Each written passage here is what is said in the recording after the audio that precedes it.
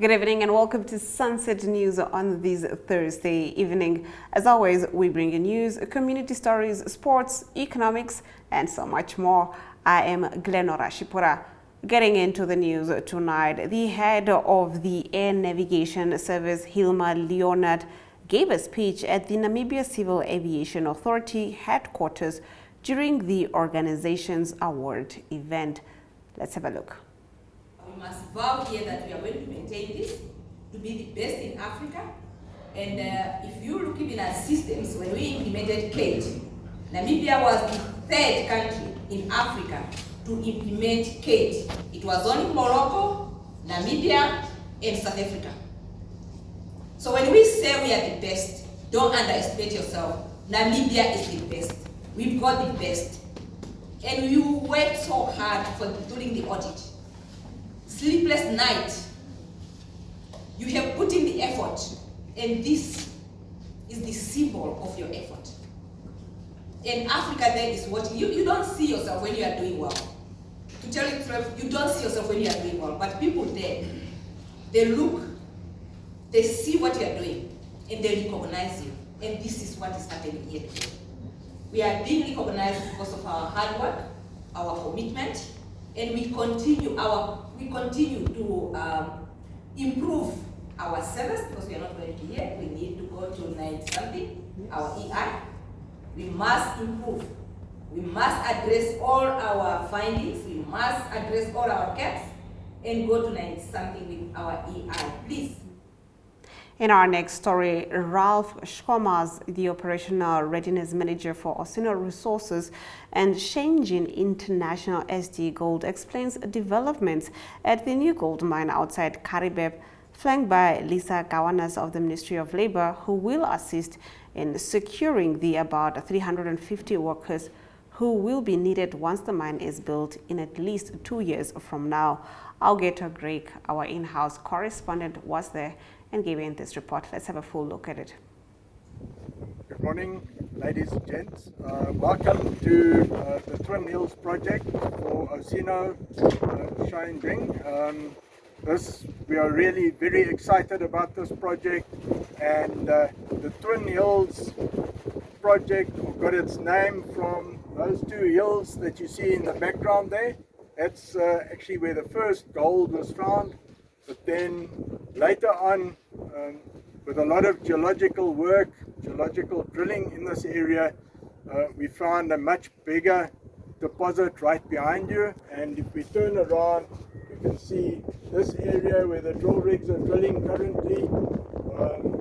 Very big ore body was found under that calcrete layer there.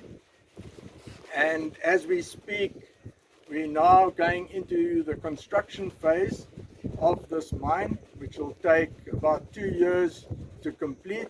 So it's a very big project, or a big plant that has to be built here. And that plant, once it's completed, we'll actually be mining here for about 13 years as we stand now. And that may even be extended further, because as we go along, we're doing more exploration drilling to find more gold in the area. So very exciting times, and I think this is something that we as Namibians can be very proud of. In our next story, NamWater conducted critical maintenance processes at the Nacratel, Namibia's largest dam. Hieronymus Horaseb, the NamWater head of the business unit South, tells us more. Our in-house correspondent Otis Daniels was there. Let's have a look. Today at Nacratel Dam, what we're carrying out is what we call critical maintenance items. The fact that the dam is very full and overflowing is offering us also an opportunity to be able to let out some of the water. And so for today, what we have done is we have opened both dislodge valves at the bottom of the dam with the intention to get rid of most of the sludge that you find in the dam. So far, as Namibians, we have been really very lucky that since the inception of the dam, since it was taken into use, it was filled up to over 100%, and since then it has probably never gone below 80%. With the result that there's a lot of siltation happening at the bottom of the dam, and when we opened it, you could also smell some foul smell coming out and that is an indication of some of the stale water that sits at the bottom of the dam. So basically what we are doing is discharging it into the Fish River, and thereby ensuring that the body of water that sits in the dam is clean. The idea of the Nekadal Dam, as far as I understand, was about 100 years ago that someone thought of it, and I think it was the construction happened and completed in around 2021. I would say it was 100 years too late for it to be constructed. So it is really a very good infrastructure, and there is much good use to come from this body of water in years to come. Samuel Shipanga, a G4S security guard, was arrested this week in connection with the Namdeb diamond heist in January. He made his first appearance in the Windhoek Magistrates Court this afternoon. Shipanga faces a charge of theft involving uncut and unpolished diamonds rather than a robbery to the incident that occurred at the Namdeb premises on the 18th of January. During the court proceedings, it was revealed that 2 additional suspects had been arrested in Keetmanshoop in connection with the case. Shipanga has chosen to represent himself in court. His next appearance has been scheduled for the 17th of June. That concludes our top stories. On the other side of this, we take a look at our community talk.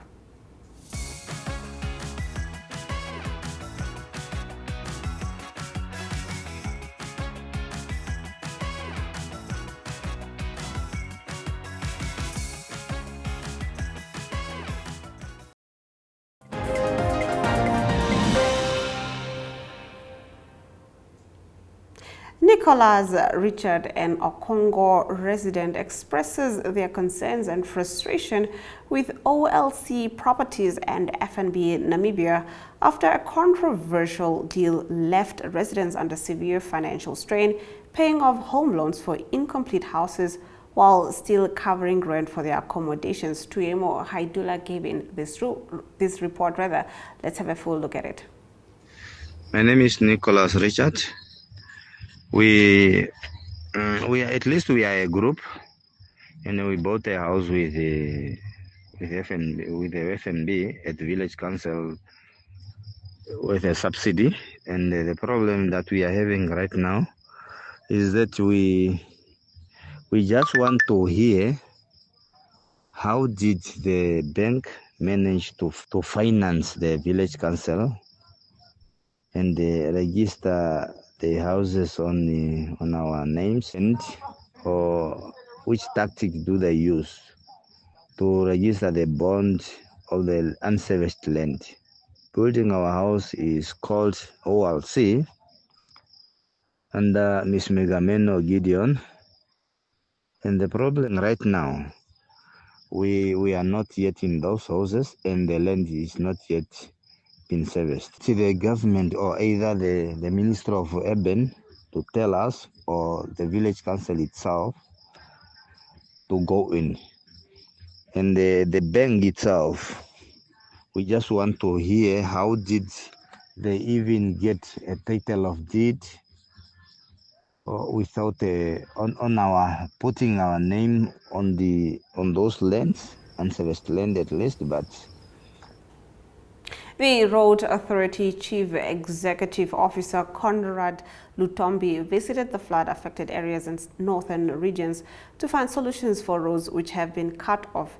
Here he is visiting the Onamatuku-Onkani Road D3643 in Oshana region to repair before Easter. Lutombi said they have appointed local contractor businessman David Kambwe Shihama to fix this road. Tuemo Haidula was there and gave in this report. Let's have a look. Damaged. Already we have passed about 4 sections which are indeed not passable for smaller vehicle. And this part here is quite very, very severe. Therefore, as we have said that we did not come here to look at the water, we came here with a solution. We have appointed or directed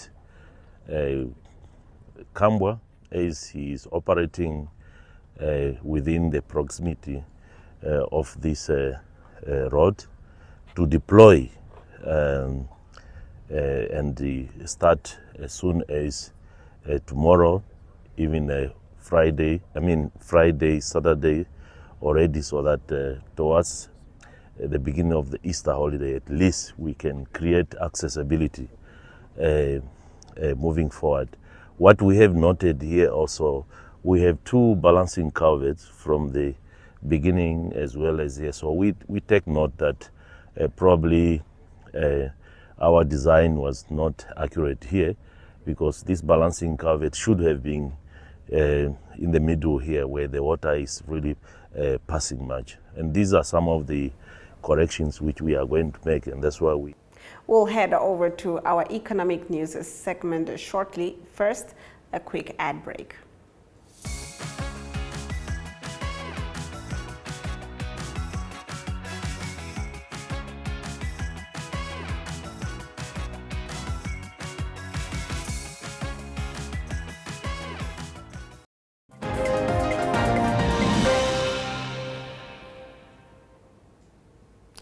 Getting into our economic news, First National Bank of Namibia Limited, Moneda Capital Management Limited, and Eno Capital Investments Limited have entered into a strategic partnership through a signed Memorandum of Understanding on the 9th of April 2025. This MOU is focused on empowering and scaling small and medium enterprises operating in Namibia's energy, oil and gas sectors. Through this partnership, FNB Namibia has pledged over 100 million to strengthen the local content ecosystems across the energy, oil, gas and broader extractive industries. This funding will be complemented by the Moneda Eno investment platform, which will provide additional operational and risk capital to enhance the capacity of qualifying local SMEs, suppliers and contractors. Bishalin Nawatis was there and gave in this report. Let's have a look. Given the change in the entire industry and oil and gas being a new feature, it requires us to think and do things a little bit differently, which introduces the concept of smart partnerships. And that smart partnership involves ourselves as well as Eno Capital and Moneda, who similar to us have a vested interest in the growth of the industry and supporting the MVPs being SMEs. We're very honored to sign this partnership with FNB. And I mean, the truth about it is that the opportunity that we find is vast, it's huge. But it needs banks and financial institutions that have the appetite for the unknown. Oil and gas represents the unknown in Namibia, but organizations like this don't have to go alone. And I think that the partnership provides proper backbone from the experience that we have from Nigeria, from operating in DRC and across Africa.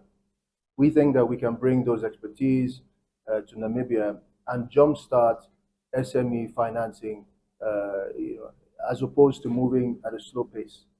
So our role here is to accelerate the development of SME financing in the oil and gas space, and to make it possible for the gains to be seen quickly, as opposed to over the next 30 years, as you find across Africa. So we're very, very proud of this alliance. We're very fortunate, to find ourselves at this moment in time. Fundamentally, what's important of this MOU is that our ultimate strategy as FNB is to empower SMEs in all niche markets. And the oil and gas market is one of those. So with this MOU, we'll be able to leverage ecosystem banking in partnership with InnoHeraf to see then what's the needs of SMEs and how we as a financial sector player can basically empower SMEs also. So what's critical and key is some of the products that we are busy considering to develop for SMEs, specifically in oil and gas, is invoice financing, whereby we'll be able to provide them credit so that they can grow their business in this specific sector.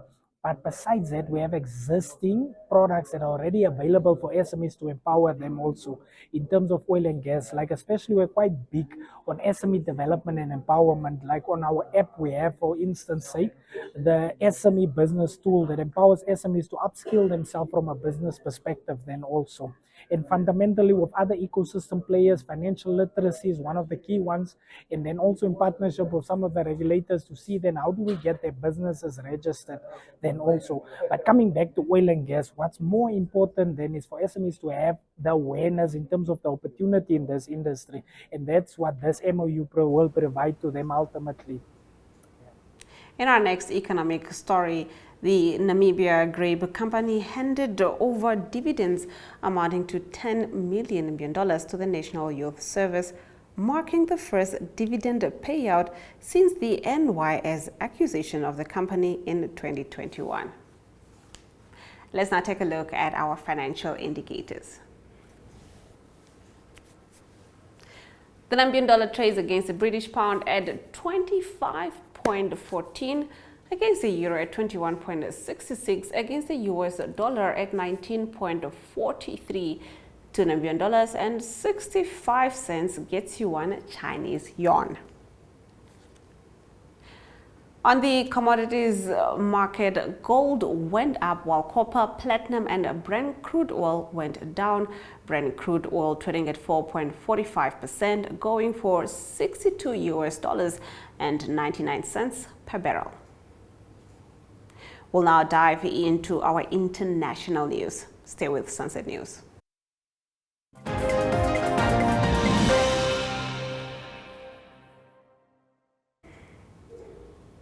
The rise of the right-wing populism in Europe and elsewhere should not prevent Africa from bringing reparations from transatlantic slavery and colonialism to the table. The head of the African Union's Diaspora Division said, "There is no better time as this to discuss the issue of reparations as Africans, irrespective of the various issues going on that may seem intimidating."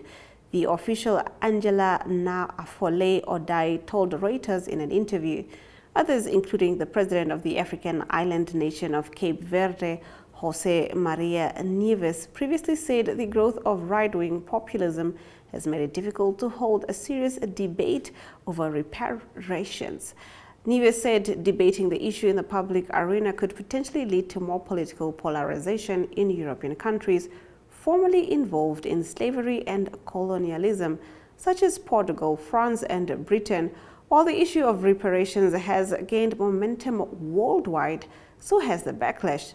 US President Donald Trump has said he doesn't see it happening, and many of Europe's leaders have opposed even talking about reparations. African leaders launched a new push for reparations in February and say they will set out their plan of what reparations may look like, from financial compensation and formal acknowledgement of past wrongs to policy reforms. The AU said in a statement that reparations could involve diplomatic pressure or legal actions at international courts. That concludes the international news. Let's dive into the weather update.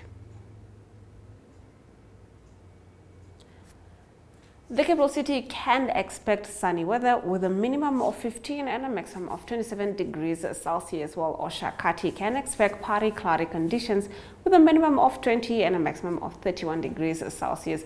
Katima Mulilo can expect some showers with a minimum of 16 degrees Celsius. Henties Bay can expect a minimum of 16 and a maximum of 20 degrees Celsius with sunny weather, while Rehoboth can expect a minimum of 15 and a maximum of 29 degrees Celsius, also with sunny weather.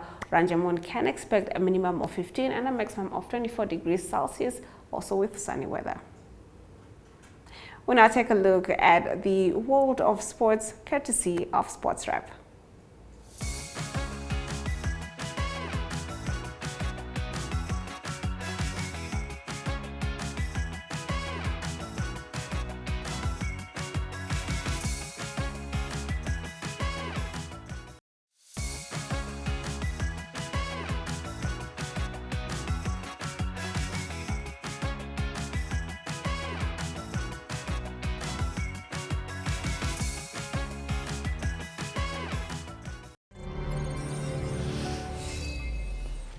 Good evening and welcome to the Sunset News Sports section. I'm Jesse Jackson Kauraitha.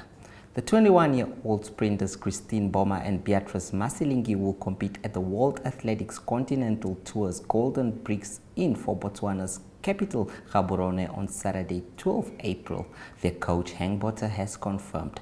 Masilingi had fully recovered from her shoulder injury sustained during an unfortunate fall during training in China ahead of a recent Tour World Championship, while Boma has been training and preparing for competition since her last sporadic appearances on the track. Botha has announced that both sprinters will be involved in the 100 meters at the event. During 2021 and 2022, the pair of teenagers and their coach were on a seemingly unstoppable world-beating course until World Athletics first restricted them, brought their active careers to a complete halt through a controversial finding of naturally high testosterone levels in both, which they were expected to lower through the intake of medication. Newly appointed coach of Bucks Buccaneers FC, Ronnie Canalelo, says he aims to bring better organization to the team. The former league-winning coach with African Stars replaced Woody Jacobs on Monday after the club hierarchy reportedly sacked Jacobs by WhatsApp due to poor results. Canalelo, who resigned from his African Stars job in February, is now tasked with changing the fortunes of the club that is currently third from the bottom of the log. Cananelo's first match in charge will be on Saturday against Young African, the only unbeaten team who slipped from second to fourth this week, and against his former employers, African Stars FC, on Sunday. That is all we had for you tonight. Good evening.